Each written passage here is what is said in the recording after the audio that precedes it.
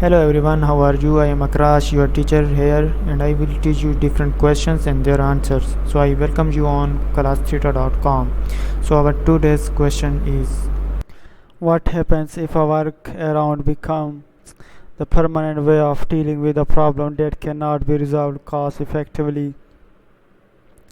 A change request is submitted to change control. B. Problem management restores the service as soon as possible. C. The problem remain in the known error status. D. The problem record is deleted.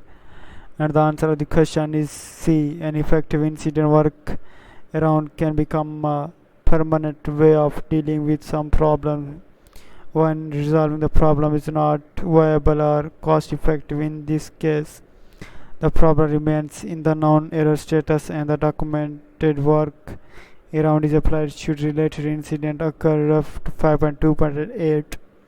Incorrect. A change request is only raised if it is justified. Error control also include identification of potential permanent solutions which may result in a change request for implementation of a solution, but only if this can be justified in terms of cost, risks, and benefits. Ref 5.2.8. B. Incorrect.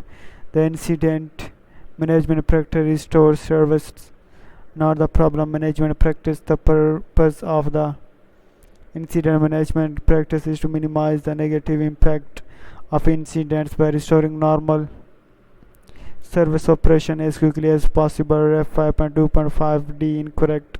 The problem record is now deleted. Workaround are documented in problem records. The problem remain in the known error status and the documented workaround is applied should related incident occur. Thank you for watching the video. If you have any question related to this video, please post a comment below. If you have any question in your mind, you can also post on the website and I will be answering you in the next video. Thank you for engaging with us. Until next video, bye bye.